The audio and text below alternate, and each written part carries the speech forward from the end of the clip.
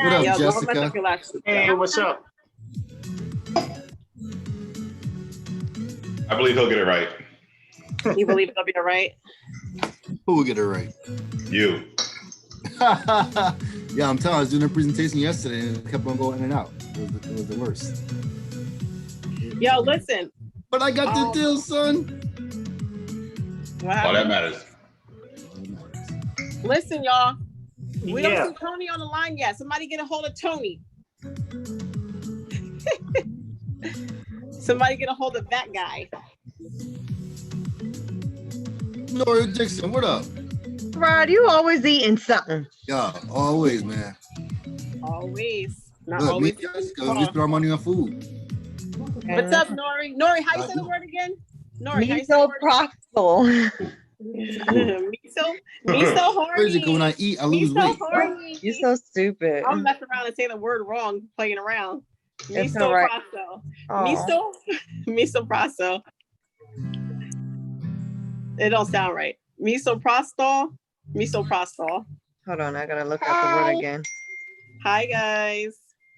Hi. Hi. Who's on? Hi, cutie. Hi, honey. Hey, Lena.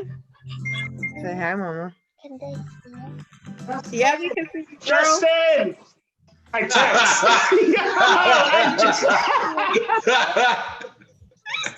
I was out.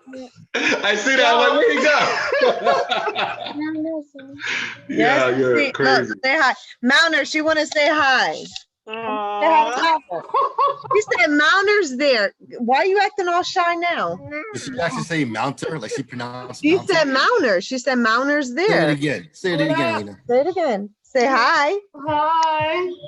You know mounter name, but she don't know my name. Alina, as soon as I see him, put you upside down. Whatever. Alina, what'd you get from the Tooth Fairy?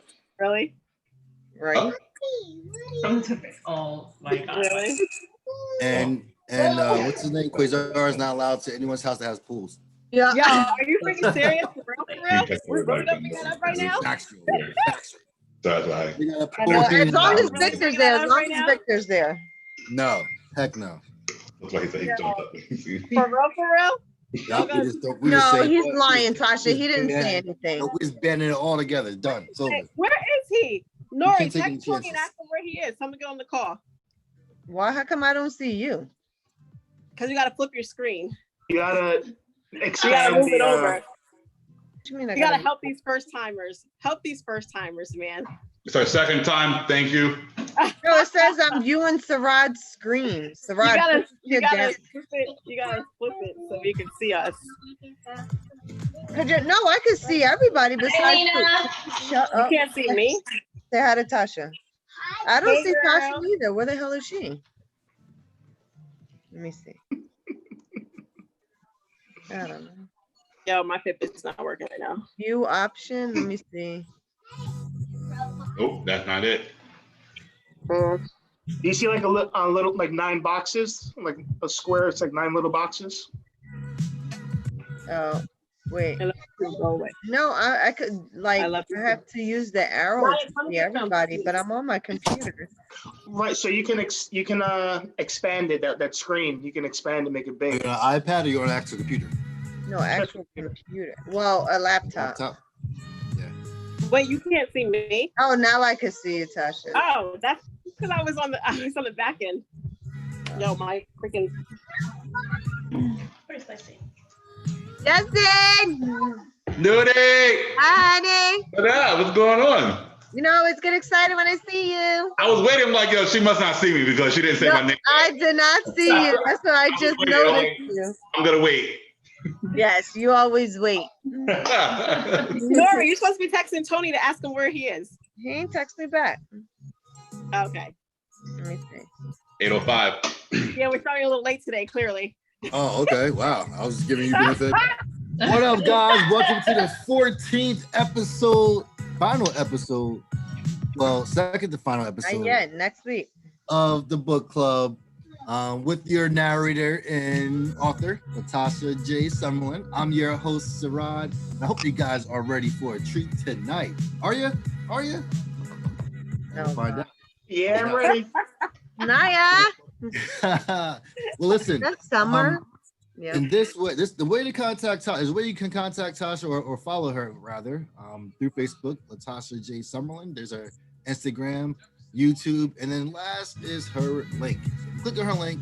It's going to bring you to her page, and on her page you can do a number of things. But the most important thing you can do is you can contact her. Get out with that. You're on the contact tab. Just hit contact, and then now you can have a personal interaction with LaTasha J Summerlin. Share some good stories, some good best practice, some goals. You want to get off your chest, be more than happy to listen to you. You can do that there. Also, it's good if you put your name and email address, any kind of upcoming events that she has. She'll be able to inform you and let you know, such as upcoming book signings or gala events or any kind of fundraising activities. You can put your information on there. Now, how do you get your own personal copy of the book, The Naked Truth? Also on her website, you're going to go to where it says books, click where it says buy now. It's going to bring you to her Amazon link, which is going to allow you to purchase your own personal copy of The Naked Truth. And it's actually on sale. Oh, that's Kindle. The paperback. $12.99. I'm about to say it's dropped on sale. It's $12.99, but yeah, it's actually on Kindle now. It's on Kindle now. So if you don't want to, it's on Kindle. That's dope. Sorry. Yeah, you're the person that actually bought the book. You can go on Kindle. You can have it on your iPad or any device of your choice. So, good job with that, Tasha. Appreciate that one. Thank you. All right, so guys, listen. We are the last 2 episodes of this book club. You guys know the rules by now. So the first rule is grab a drink. Everyone, raise your drinks up. Where the drinks at? Where the drinks up in the sky? Where's mine at? What is that drink? Okay. My drink right here. I'm doing a protein because I'm on a protein Iced diet. tea. So get your drinks up. Bring a friend. So for the next episode that we have, the last and final episode, bring a friend so therefore they can know what this is all about. And then last but not least, let's do this right, guys. Can everyone please put your hands together and welcome with me, LaTasha J Summerlin. Oh. Wait, do I have 1 second? Wait a minute. Hold on. Y'all know I have to stop this every single week. I gotta do this.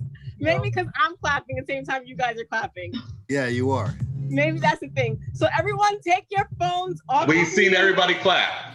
No, I didn't hear everybody clap. I need that energy. So everyone take You your can't phone clap and off we're of mute. clapping.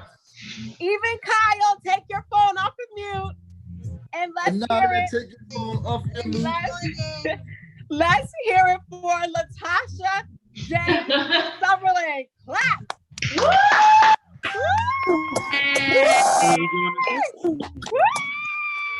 I'm gonna get a ticket. You gotta get a ticket. Kyle's driving right now, Wait, guys. Tech got a question. Go ahead. What are we clapping for? Really? For real though? For real? For real though? We're clapping. You missed the intro. Here's know what's going on here. They're clapping for Tasha. She wrote a book. What you mean is the introduction? Yo, put your microphone on mute, Lori. Yep. Thank you guys so much for coming. I really do appreciate it. Like I have said so many times before, I'm going to say it again because I want to instill this in you guys' brain. The reason why I wrote this book is because I wanted to share my story in hopes that you guys would share your story as well. You never know how your story can help or impact someone else. We've been doing this book club group for 14 weeks now. Has it been 14 weeks or am I crazy? Oh my goodness. We've been doing this book club every freaking Wednesday at 8 o'clock for 14 weeks. And everyone whose stories are on, or everyone who has shared their story, it has helped so many different people. At the end, you guys don't see behind the scenes, but let me tell you, at the end of the book club group, I usually get a phone call and I'm on the phone for at least an hour afterwards. Or I get a text message that says, thank you so much. I'm so happy with what you guys said on the book club group because it has inspired me to do different things. So I want you guys to know that this book club group really is doing what I envisioned it for it to do. And I want to thank you guys so much for helping me bring that vision to life because you've done collectively. I couldn't do this for myself. You guys have helped collectively bring to life what I envision. With that being said, this is an interactive book club group. And what that means is I start reading some of the book. If you don't have your book, it's okay. You can look at the screen and follow along. And then I will stop reading the book. I will ask questions. And then I need you guys to answer in order for this thing to work. Interactive. All right. Last week, what we did talk about is credit and savings. We talked about so many great things. I did get phone calls last week about Jessica because she said she saved 50% of her check or her income. And people were like, someone did try to do it. And they were like, wow, I don't know how she does it. That is like really aggressive. That's really, really tough. So Jessica, 50%, amazing, amazing. And also what I wanted to say is that I saw that most people answered from last week. A couple of people didn't answer, but I did see someone taking their phone off of mute, which was Mounter. So I would like for him to share this week any advice that he has to give as far as credit or savings or anything that you could share that could help us in the future. Putting me on the spot. So I actually do remember last week that what I want to say, because everybody was saying such great information, and I know it's really hard to savor, but one quote that I've heard, which really helps me with a lot of things, is you're never always going to be motivated, so you've got to learn how to be disciplined. And we get motivated to save money for the car, for the clothes, for the trip, for the wedding, for whatever you want to save the money for, and you have this motivation, but then sometimes you're not motivated to do it.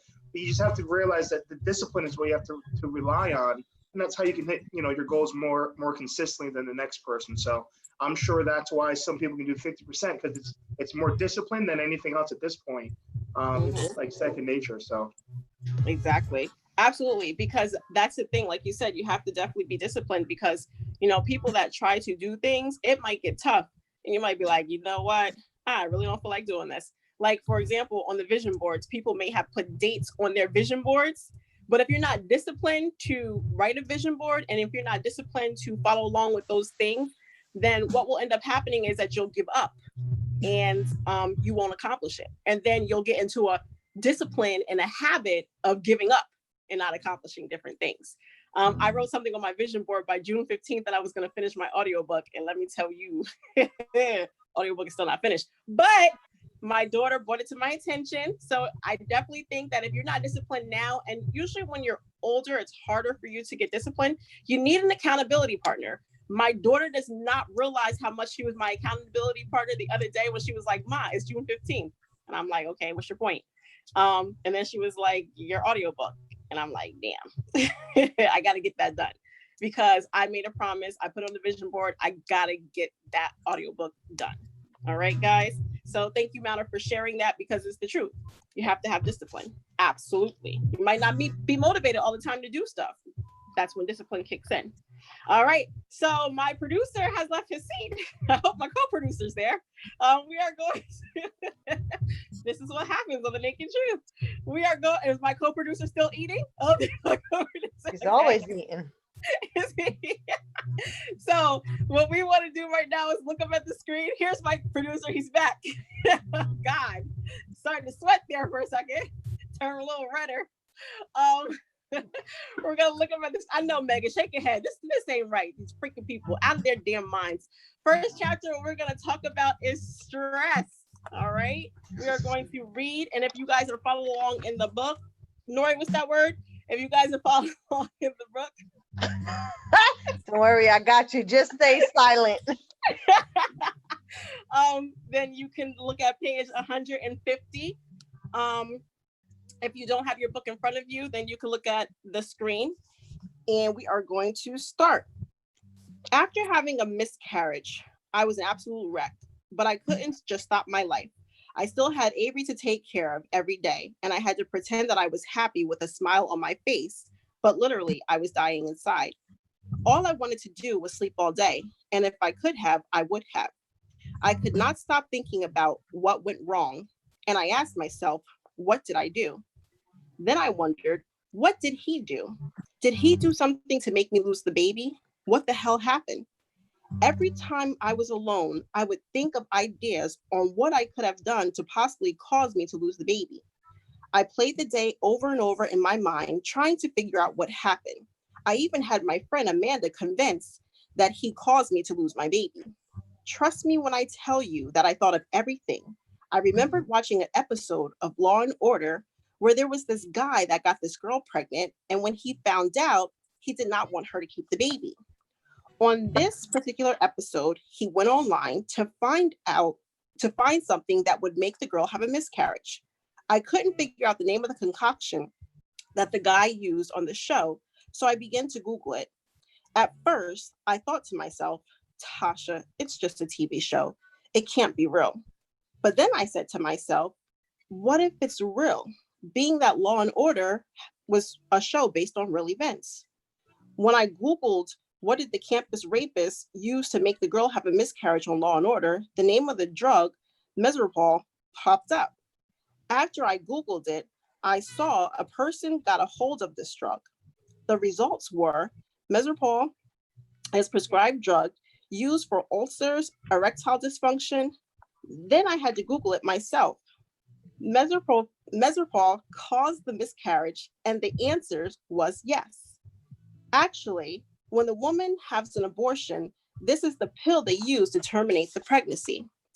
Now, in the episode of Law and Order, the rapist goes back to have sex with the girl again, this time with consent, because the girl did not know that he was the rapist. Right before sex, the guy goes into the bathroom and puts the medication on his penis so it can go directly inside of the girl without her knowing. After all the Google searching, I wondered, what if he saw this episode and did the same thing to me? So what I just read here was a lot. What I just read here in this chapter, and just to recap, is that I had a miscarriage and I stressed myself out. And I'm like, what the heck? How did I have the miscarriage? And I kept replaying the scenario over and over in my brain. I'm like, maybe he did this and maybe he did that. And I was coming up with the most ridiculous reasons on why I had a miscarriage. I couldn't get it out of my head and out of my mind. So I know that sometimes when things happen in our lives and it doesn't go exactly the way that we plan, we keep replaying that scenario over and over and over again in our head, trying to figure out what could we have done differently for the outcome to be different. So the first question of the night is, give an example of a time when something went wrong in your life and you couldn't help but to keep replaying the incident over and over in your head. Not everybody at once. Hey, Jenny from the block. Hey, Lori. You guys are all on the call. Thank you so much. Well, before you guys start, I just want to say something. So one thing that just happened recently, and I should just be happy that the worst thing didn't happen, but one thing that just recently happened to me was that I was at a party and there was a lot of people there, and what ended up happening was my son fell into the pool. My 3-year-old son fell in the pool, and I don't want to say can swim. I guess he can swim. He can't swim actually, but he did know how to hold his breath.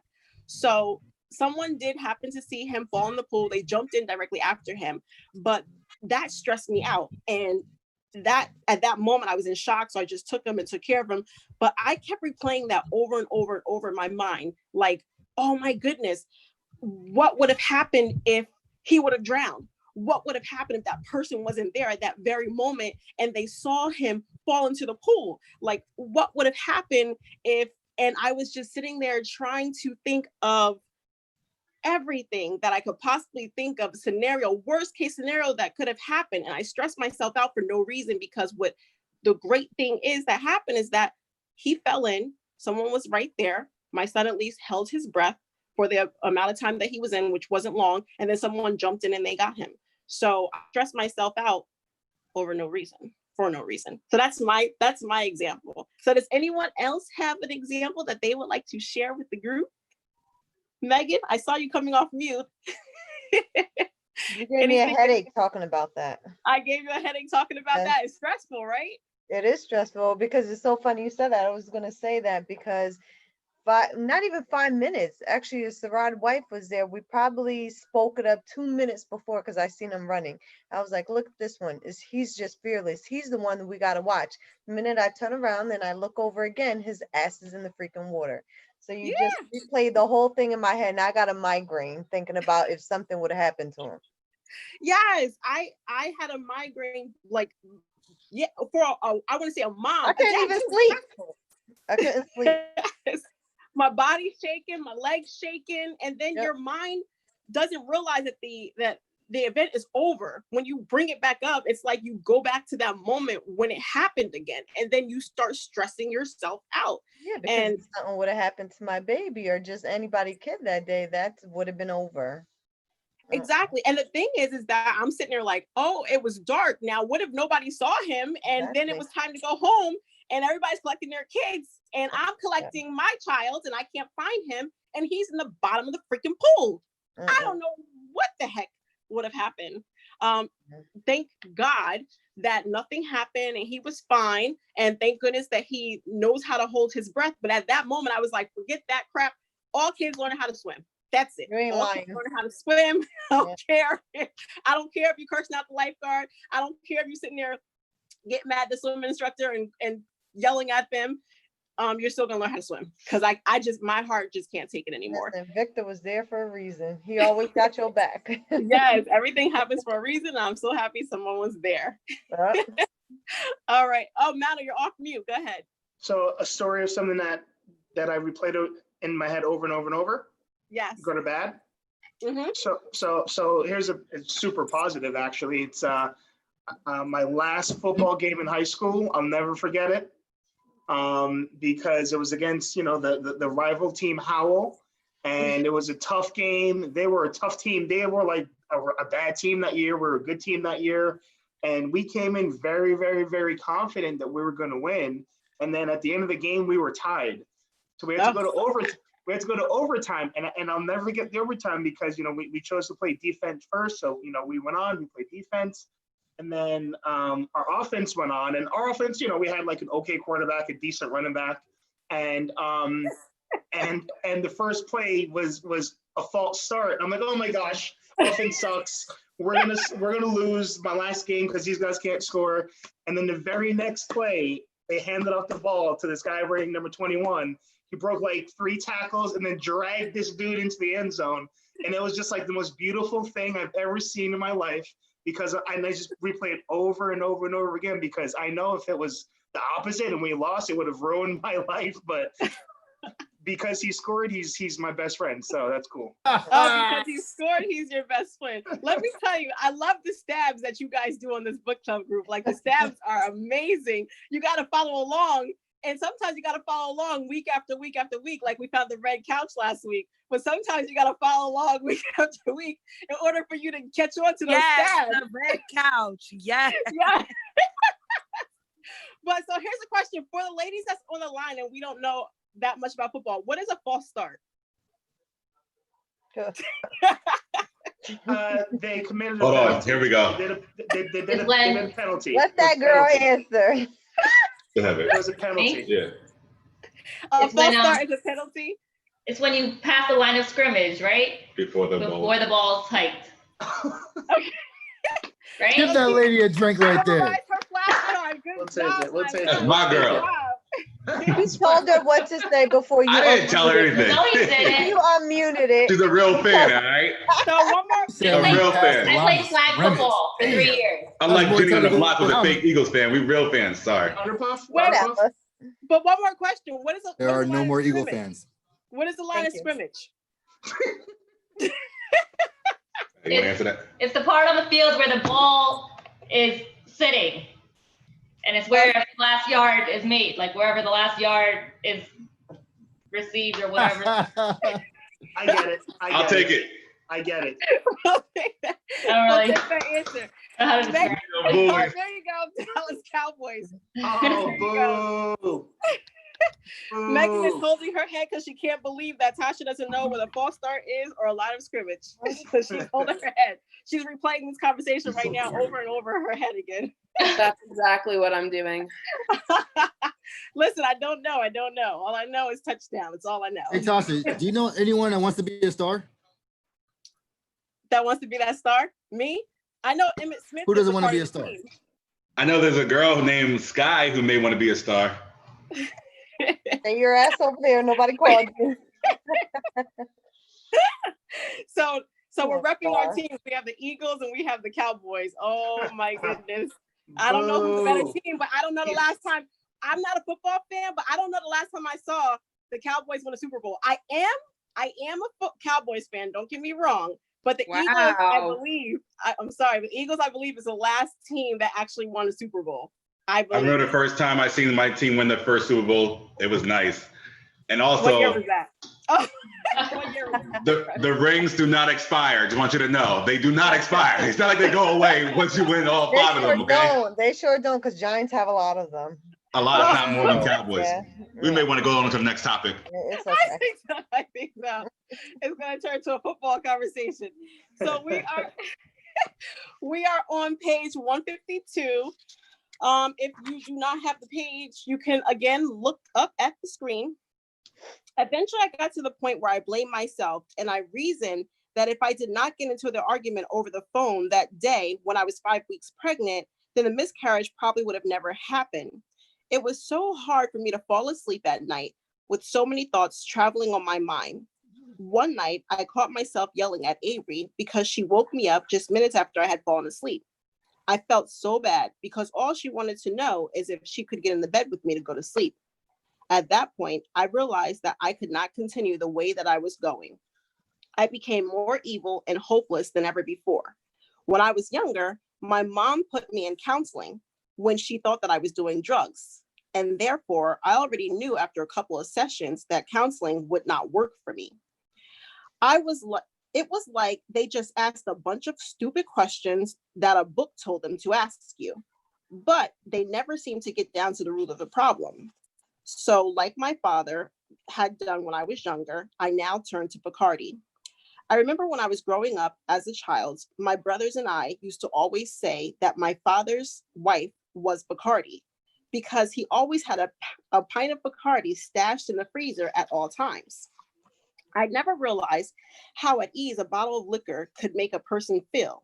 And the best part about it was that I was not a drinker to begin with. So just one shot of Bacardi given to me gave me the ease that I was looking for. I used to mix my shot with peach Minute Maid. Eventually, I became so comfortable with drinking to ease my pain. I even drank a glass before I went to work every morning. At first, my drink started off as just one shot. And then I got to the point where I was getting better at being able to tolerate more alcohol. So I figured that I could just eye liquor instead of measuring it. I guess you could say that I was now a functional alcoholic, although at times I would never consider myself being one. Being that I lived alone, I did not have to hide my liquor from anyone, and my family didn't come around enough to notice that there was a difference in me. Even if my family did come around more, they probably would have never said anything because my family, for the most part, does not like to talk about sensitive topics like stress or depression.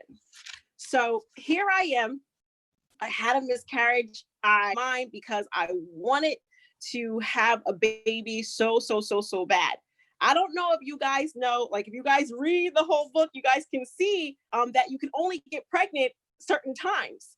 I won't go into graphic details how you can figure out that you're ovulating, but what I can say is that, well, there you go. When you go to the store, there's an ovulation kit that you can have sex because you can get pregnant at that moment. Okay, well, not at that moment, but you can get pregnant during that time. I got a whole bunch of kids and I never knew that. Oh, see, that's why. Thank you, Lori, for saying that.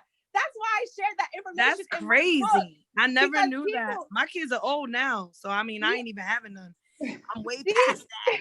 Past it. People don't realize that that's how you can tell that that's when you're ovulating. So instead of me going out buying these kits all the time, that is so good to know. Yeah, I look so like so during the time of the month, sometimes you get pains in the side of your stomach. So what you do is you just go ahead, you go inside, and then you pull your finger out and you slowly stretch it apart. If it stretches, that, and I'm not sticking my finger in my vagina just in case you guys want to know, but if it stretches slowly, that means that you're ovulating. If you stretch it apart and it breaks right away, that means that you're no longer ovulating. So chances of you getting pregnant is not likely.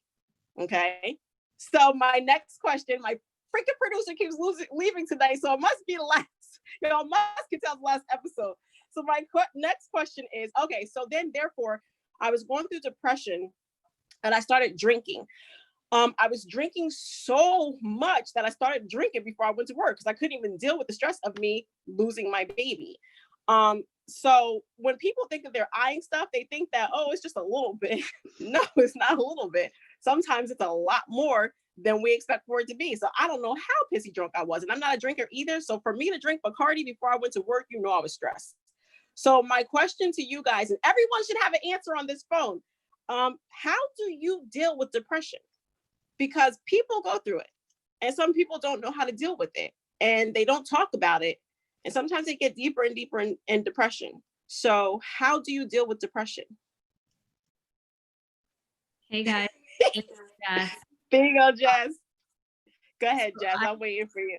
I personally have dealt with depression ever since I was in high school, and I didn't even know it, actually. Mm-hmm. And it wasn't up until probably like the last maybe 6 to 7 years that I actually knew like what depression was and mental health and things like that. And I'll say that there were a handful of different things that help. So for me personally, faith is super important. I'm 100% reliant on Bible and my church groups to really help me get out of that. And I'm also very against medication. That's just my stance on it. So I've never taken any sort of medication for this. And so it's just really been like therapy consistently, like talking to, like finding a therapist for me was really important. And she's also faith-based. So that was awesome. And that's always that's been an outlet for me. And I think also like it was a little bit cultural for me where my parents and my family didn't understand depression, and like talking to a therapist was like unheard of, or like there was something really wrong with you, when it was just like you're sad, you know what I mean? Or you're going through a tough time and you need an unbiased like resource basically. So a lot of that also I had to take the time to educate people that were around me.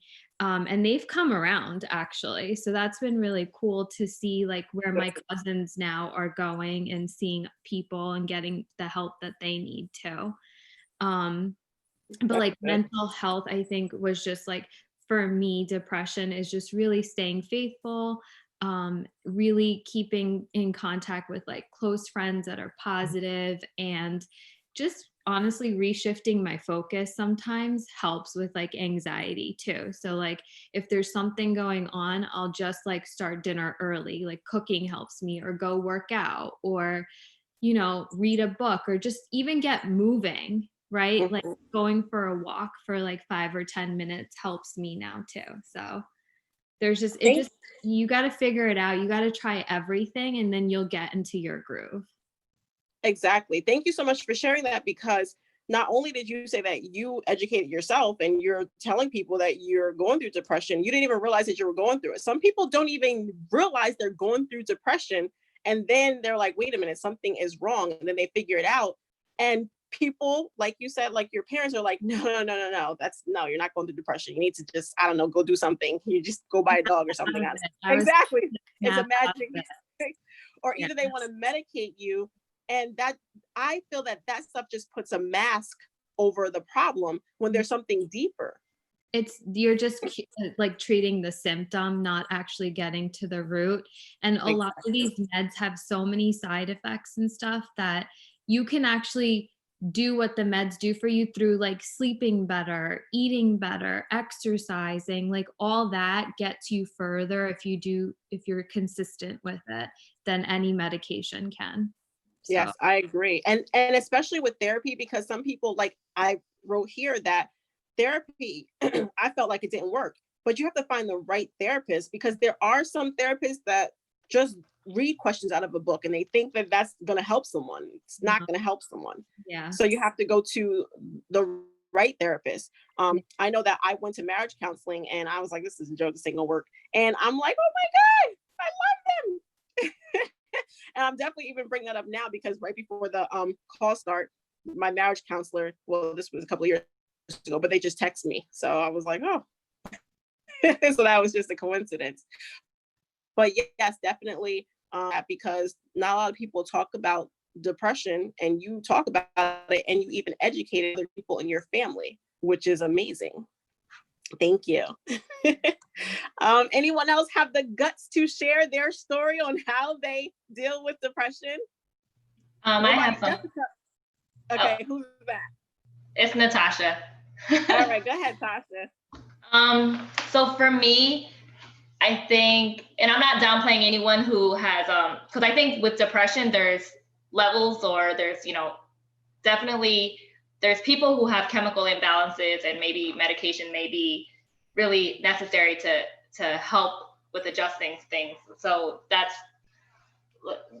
totally fine. But for me, I don't know what I've never been diagnosed. I don't know any of that, but I know myself enough to know when I'm feeling depressed. And the first thing is knowing, accepting and acknowledging it, and saying yeah, I feel depressed. I'm going through a little depression right now. And learning yourself enough to know that your body may go through cycles of this, or certain events may trigger this, or certain situations. So being kind enough to yourself to say it's okay to feel it, to sit through the discomfort of it. Because sometimes it's great, to come out, to feel okay again. Sometimes, yoga has helped me a lot, or some type of exercise, or usually if I'm not exercising anymore, if I'm feeling overweight, things like that, or just certain cycles, I get seasonal depression when the sun's not out as long anymore and it's darker longer. I go through phases of that, and just being okay with making it an okay thing for me, saying that I'm acknowledging that I'm going through it, sitting through it, and then allowing myself, if I just want to sulk, if I don't want to talk to people, not feel bad about it, and then come back when I'm ready, and then go back into whatever activities bring me joy again. But I think also, if you're too quick to be oh no, I'm not supposed to feel this way, and let me run to do this, or speak to someone about this, I think our minds just need to go through some silence, or some some separation from whatever's causing us to feel that way. So for me, I know sometimes I just sit in my discomfort. I'll be antisocial if I need to go through an antisocial phase. I'll be, whatever. And when I'm ready to start exercising again, I get into that again. And it's okay for our bodies and our minds to go through cycles and phases, I think, and for us to be kind to ourselves and know that this is just a phase. Exactly. And thank you so much for sharing that, because you're right. There might be a time period, like you said, seasonal. There might be a time period where it happens and we don't even realize that it's happening during this time. If if it's getting darker earlier, some people are like, oh my goodness, why am I feeling this way? It can just be because of the season. And that's just the period of the time that you do go through depression. And that's just what happens. You just have to learn your body. It's okay to have low moments, and it's okay to have high moments. There's nothing wrong with it. It's human nature. And listen, a lot more humans go through it than they talk about it. So, if someone's saying that they're not feeling okay, don't look at them oh, what's wrong with you? Or don't be oh no, nothing's wrong with you. You're fine. If I have a friend that I've been reaching out to and I don't hear from them for a while, I know they're okay and they're just kind of not responding to me. I don't take it to heart, because I know there's just moments that I need too, where I just maybe I don't feel like hanging out with someone every weekend, or having long phone calls, just yeah, I'm good, busy, whatever. But I'll know, and some of my friends go through it too, and I'm not there to be hard on them and be oh, well, you didn't text me for 3 weeks, what, now you want to text me? I don't feel like that's my place to feel I'm more important than whatever they're going through. I don't know, that's just me. Exactly. Well, the one thing that I learned too is, and I'm happy that you did mention that, is that Sometimes if you see somebody that doesn't seem right or seem a little off, or if they call you unexpectedly, listen, take that phone call, because you never know. That can be a sign of them reaching out to someone and not want to admit that they're depressed. But that can be a sign of, listen, I need help. I'm depressed. I just need somebody to talk to. So just, listen to them too, because that can be their way of saying, I'm going through something right now. So thank you so much for sharing that story with us. So now we are going to go to our next chapter. Oh my goodness, I'm gonna cry. Freaking can't believe it. Acceptance, man. Like, I can't believe that we started this so many weeks ago, and we are at page 157, acceptance, and you guys have been riding with me. Woo! Good Lord. All right, let's go. Acceptance. It's on page 157, or if you can see it on the screen, you can read along. Now, before you can forgive yourself for something that you did in the past, you have to hold yourself accountable for your actions. You have to take ownership of the roles that you played without saying, well, I did this because of this, or I did this because of that. You have to stand firm and say, I did it. And that's it. There can be nothing more or nothing less. When it comes to taking accountability, it just has to be, I did it. The one thing that I realized when I was going through my ups and downs in life was that some people are just mean. Sometimes they're actually happy to see you going through hard times in life because it takes the attention off of their own lives. Mean people will love when they have someone else to talk about to other people besides themselves. It makes them feel good because as long as they're not doing as bad as you, then they think that they're doing better than you. I could not believe some of the people that threw in my parents' face that I was pregnant at the age of 17. It was like they were happy that all the efforts that my parents took to put in me had failed. What was wrong with my parents wanting their child to know that she was special? And what was so wrong for my parents wanting to provide for their child with the things that they didn't have? What was so wrong that my parents wanted their child to have a sense of purpose, discipline, and intelligence? So many family members would say things like, look at your Jehovah's Witness daughter knocked up. Now what do you have to say? Or when I was evicted from my apartment, some people would say, see, I told you that you would not be able to keep a place.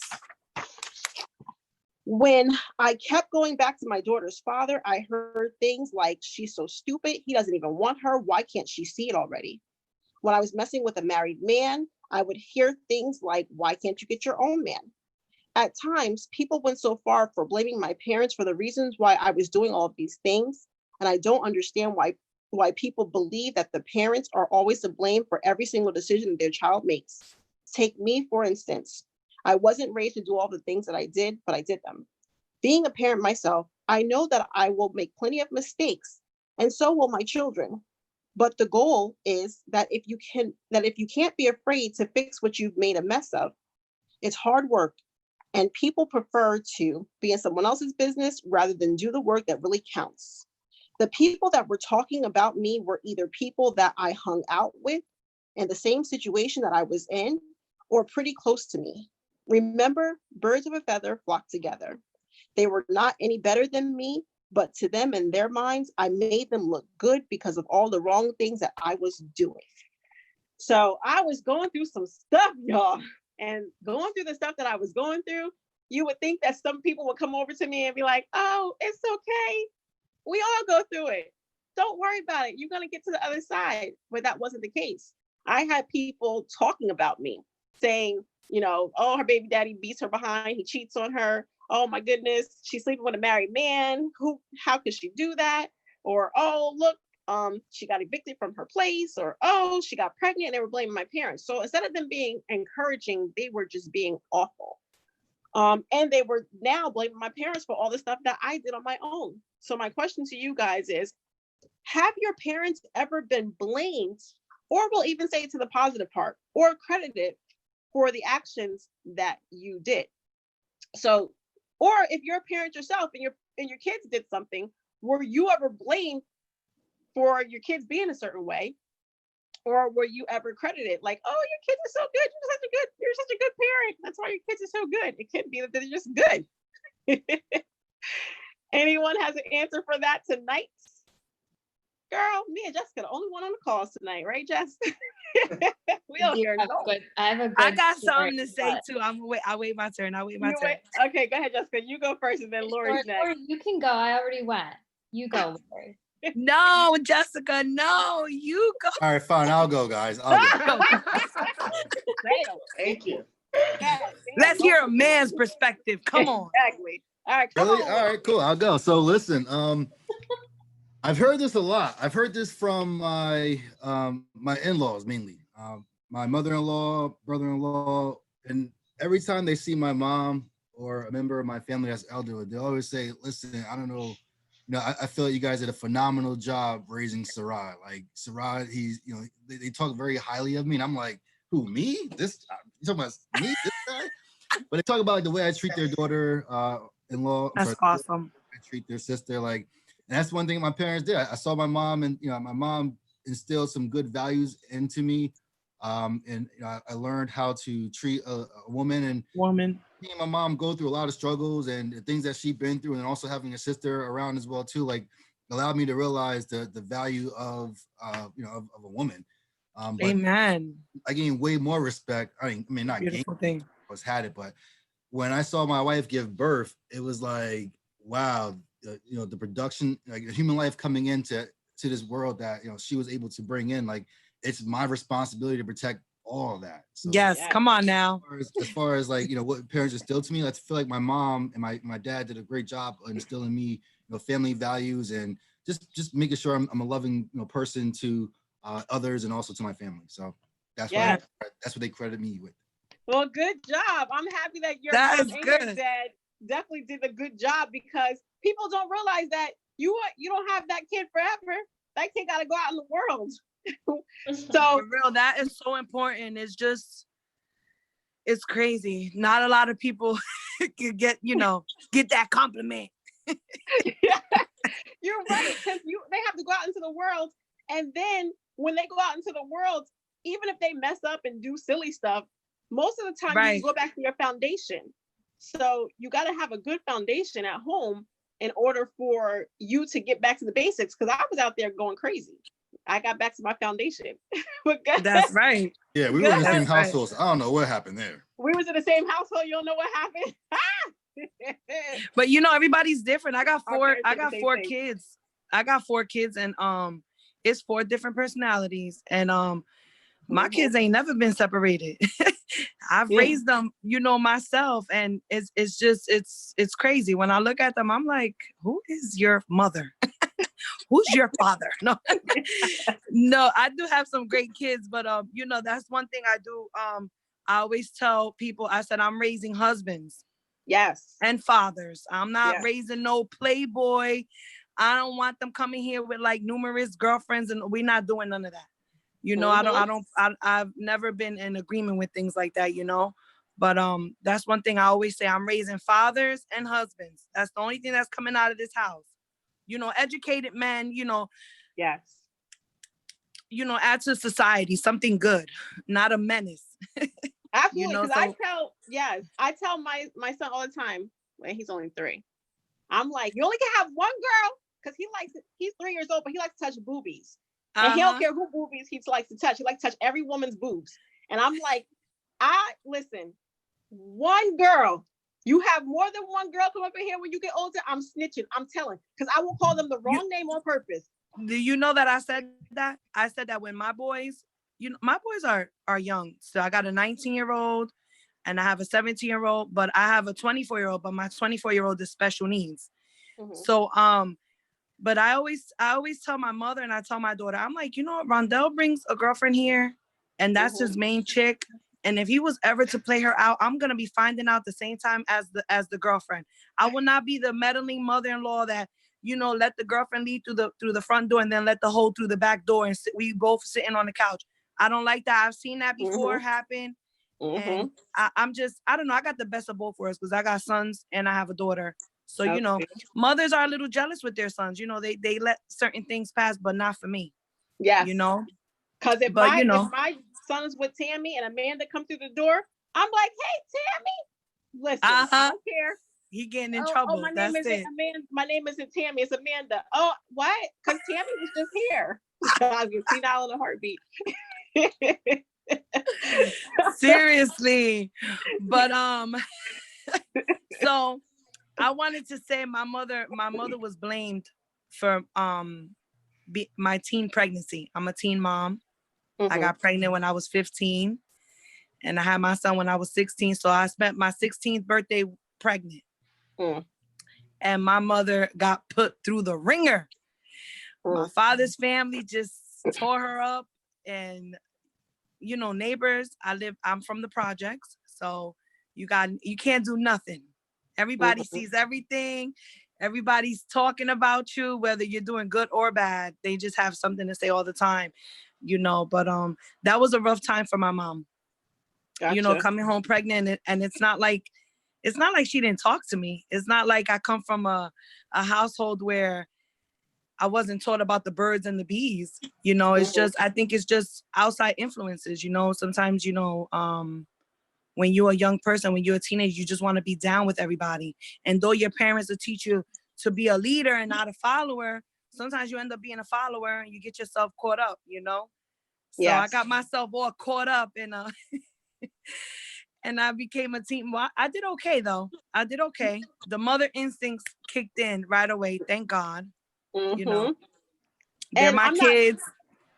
But she got blamed. She got, Yeah. you know, they dragged her through the mud for that one. And it's a It was shame bad that time. it's something that you did. It had nothing to do with your mom. Your mom wasn't there when you was She having didn't sex. raise me that way. Yes. She didn't. She And didn't. then your you mom know? gets blamed because you get pregnant at an early age, and it's just not fair. It's And I really think not that's what we fair to do. parents. I think that's what we do as human beings. You know, we're so quick to judge. I think now, because I'm older, I have a relationship with Christ and I see things differently now. Even like when it comes to judging people, it's like, you know, if you're gonna judge justly. You know, if you have never walked in those shoes, don't judge it. Because you don't know. You don't know what so you would do in that that situation. you really don't know until you're actually put in that situation, like, oh snap, what am I gonna do? And then we forget about the people we judged before that situation, because now we find ourselves in the same situation or even worse. Exactly. You know, so judging is not good. You know, so That's anybody right. on here that suffers from judging, don't be a judger, guys. If you gotta didn't clean go it to up. school for it, if you ain't go to school to be a judge, I don't want to see no judges. For real. So, Jessica, you had something that you wanted to share. Thank you, Lori, so much for sharing that. But like I said, like you said it right. If you ain't go to school, listen, don't be a judge unless you walk in those shoes. Go ahead, Jess. That was like the perfect segue for me. So just a little bit of like setting up my story. The Indian culture has like a less than 10% divorce rate. So even though divorce is like not like that surprising here in the US, it's like completely unheard of in India and in the Indian culture, even here in the US. So I went through a divorce and my parents were so embarrassed. Oh, wow.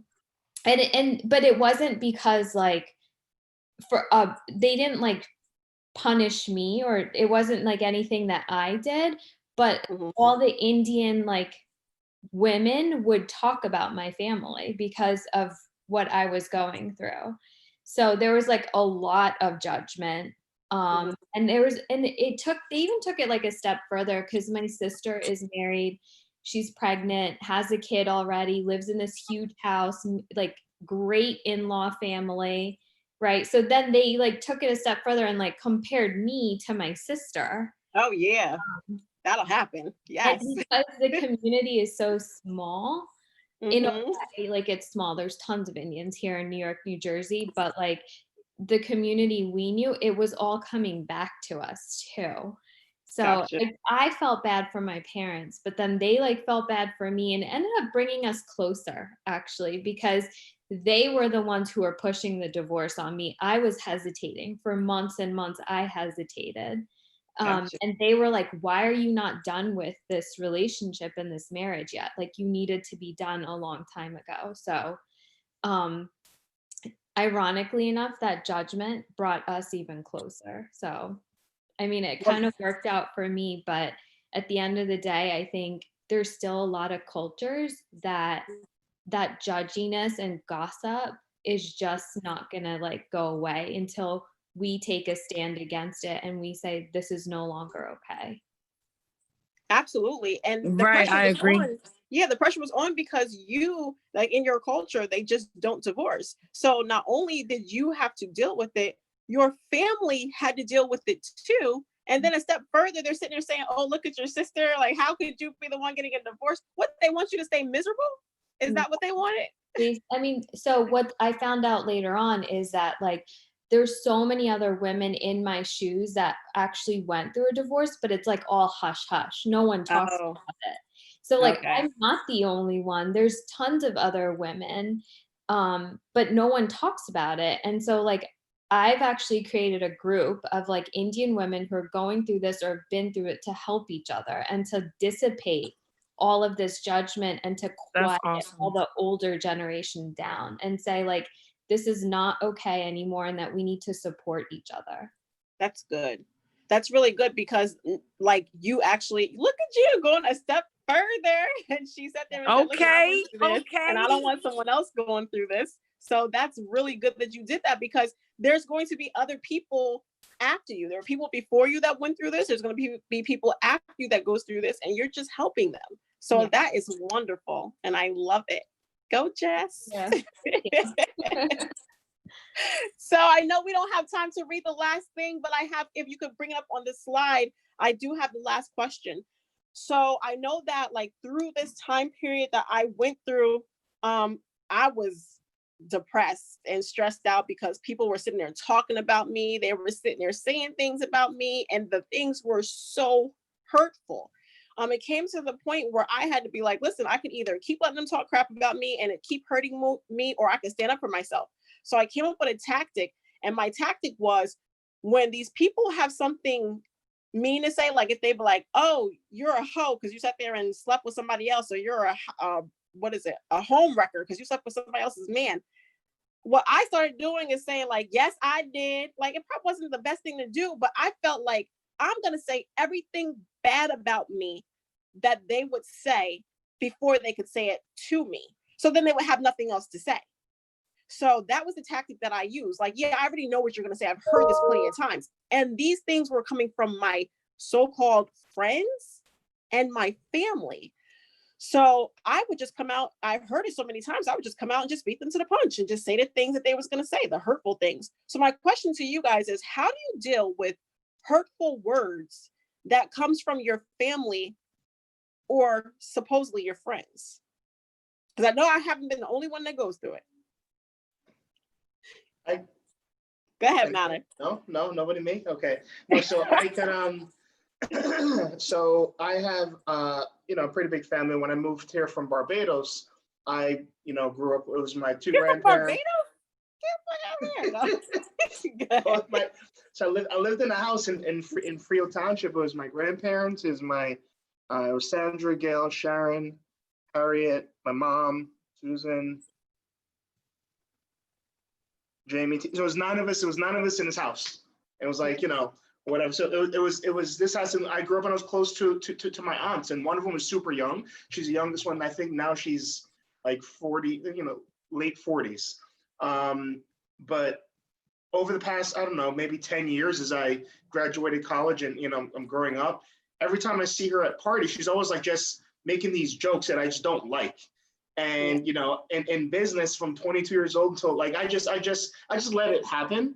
And then maybe like, because she's older. So I just let her talk to me and make jokes and whatever. And I was making jokes on me, whatever. And I was like the baby. So maybe like 3 years ago, she was just making a joke, and I just looked at her. I'm like, why do you say these things? Like, why do you even make these jokes to me? Why do you say? Does that make you like feel good about yourself? Oh wow. She was like, no, I just want to know because you're my elder and I respect you, but I just don't know why you talk to me like I'm a kid. And wow. I think she just looked at me, and after that, I've had the greatest relationship with her because she is the funniest one. It's like I'm like, make fun of other people, don't make fun of me. Like, let's do this together, me and you, we're light skinned, stick together. Oh, So tag team. the two light skinned ones, you know? So I flipped her around just because I just literally said, I don't understand why you're doing this. Does that make you feel better? Let's join forces and make fun of everybody else. Like, so, Oh, wow. but I think it was just like a turning point where I was always the kid, the baby. And then I just let her know that I wasn't anymore. So just stop it. And I just, you know, it's been great. So did she realize that she was being hurtful? no, she didn't. She was just like, oh, just playing around. I'm playing around. I'm like, that's great. I just don't, I'm not a kid. I just don't, not me. You know, but I let it happen just because I loved her. So, you know, I let it happen. But I just was like, no, this doesn't make any sense. I don't think you know who I am, what I've done, what I've been through in my life, and how much I've overcome and how much I've grown. So I just had to let her know that. And then after that, it's like, I just, you know, she definitely sees me in a totally different light. And she sees me as somebody who, obviously somebody that she can have the, you know, intimate conversations with while at the family parties. And we can like, once again, when other people say dumb shit, we like, no, that's, you know, we call them out. So it's just been really great. Well, that's good that you finally stood up for yourself, because some people would have just kept letting it go and just roll off their shoulders or roll off their back or harboring it. But you actually was like, listen, I don't like this. I don't appreciate it. So you need to stop. Yeah. And look, it grew you guys closer. Absolutely. It's been great. I love it. Go Mounder. Does anyone else have a story they would like to share of how they deal with negative or hurtful comments from their friends or family members? Because I know it's not just me and Mounder that goes through this. I know it's other people that go through it. No. Oh, but I think Jen got something to say. So go ahead, Jen. You go first. Oh, go ahead, Jen. Megan came off the mute. Go ahead, Megan. No, Jen, he's trying to be funny. I mean, sorry, Megan. He's trying to be funny. Go ahead, Megan. I feel like when things are said, you have to just take it, listen to it, and just be the better person, be the best you can be. Take those negative things they're saying, do the opposite. And my mom says this all the time, that she wishes, because I say this, but then I take everything everyone says so personal, and I wish that I didn't do that. Because my mom says, she goes, as you get older, you just don't care what people think about you anymore. And I can't wait till I hit that moment. like it really will, like, I'll dream about it. If like something, you know, like something happens with somebody, I hate confrontation. But you just got to try to be the best person you could be, and, you know, show off all your good stuff. Exactly. I'm happy you share that, because your mom tells me that all the time. When you get older, you're just not going to care. I'm like, Tammy, when am I going to get older and not care? That's what I say. I'm like, when is this? Exactly. What age is this? So I know when I'm not going to care what people say anymore. Right. But it's good that you said, like you said, you dream about it. Yeah, people don't realize the things, and I'm guilty of it too. We're not saints. That sometimes we say things and we don't even realize that we're saying hurtful things. And we just said it, it's out of our mouths and that's it. But that other person is harboring it. It's like they're a sponge, they're soaking it up. They can't stop thinking about it. And we don't even realize what we just did to someone else. Right. So yeah, we have to, I don't say tough skin. I just can't wait to get to that point that your mom keeps talking about, that I think it's 80. If it's 80, I don't know what I'm about to do. I don't know what age it is. She's 55, and she hit that point a while ago. So yeah, she's like, I just don't care. Whatever they have to say is what they have to say. I don't care. It gotta be. It gotta be. Say that again, Lori. I said it has to be when you're in your 40s. Oh, there you go. I gotta get to my 40s quick. Well, I don't want to get to them too quick, because I'm fine wine. I gotta slow down on this aging. No. All right, Justin, you were gonna say something before we end? Yeah, real quick. First, when it comes to this, I think what it comes down to is how important that person is in your life. Number one, your close friend or your family, whoever it is. Because you have to value what that person says. And if you decide you don't want to value what that person says, it doesn't really matter what they say. I think that's what it comes down to about that certain age. Somebody can say whatever they want about, I know about me, some people can say whatever they want about me. And honestly, it really won't matter to me at all, because whatever your opinion is, I don't even value it. Like, you could tell me anything, tell me the sky is blue, I'll go outside and check, because I don't value what you say. So that's one thing about it. But if you do decide to value what they say, you do want to fix it, I think, like we talked about probably week 1 or week 2, you got to nip it in the bud right away, and have that communication with them and talk to them, have that open line of communication where you can fix it when you're ready to. It may take you years, like it took Matter. He's light skinned, it takes him a long time, but I mean, once you can, just have that conversation there. That's what I want to end with. Thank you so much for sharing that information. And yes, communication is definitely a big thing, and you should definitely nip it in the butt right away. And because if you don't nip it in the butt right away, you're going to make this whole big thing out of nothing. I actually did that today. Someone texted me and was like, don't say something. And I'm like, what happened? What happened? Did somebody talk about me? Somebody say something about me? But they're like, no, let me nip this in the butt right now because we know that she's crazy. Man, oh man, I wonder what that was. So thank you so much for sharing that story, because it's true. Communication is definitely very important. Nipping it in the butt right away, and valuing the person, what they have to say. Like, listen, if the person is just a mean person, an evil person, just try to let it roll off your shoulders. If it's someone that you really love, talk about it.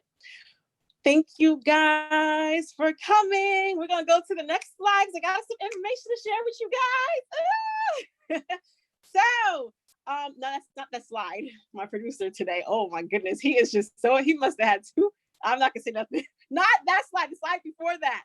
Guys, there you go. All right, this is the last week of the meeting. We made it through all of these weeks. I'm so excited. Next week is a bonus week. If the guys want to join on the call, there's some ladies that say they want you guys on the call, but next week is going to be talking about being a mistress. It's a good conversation to have. It's great to hear both perspectives, because yes, a woman is titled a mistress, but a man plays a part in order for that man to be in order for that lady to be a mistress, because you obviously have to cheat behind your person's back in order for someone to be a mistress.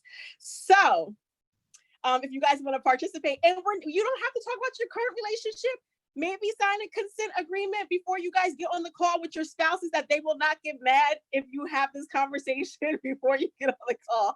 Sign a little thing like, I promise I'm not going to get mad. I see Jenny from the block saying don't record it, and then she'll go ahead and talk about it. Well, will Kyle be on? No. I don't want no first degree charges. Like, I don't want nothing coming up, years later. I mean, God forbid something happened. I'm just trying to protect my rights, Kyle will definitely be on. He's on now. Listen, Kyle will be here. He is here. He was like, listen, this is my girl, it's my boo, I got her. So we will be having He didn't read the book. I ad-libbed it for him. We will be having a cookout in August.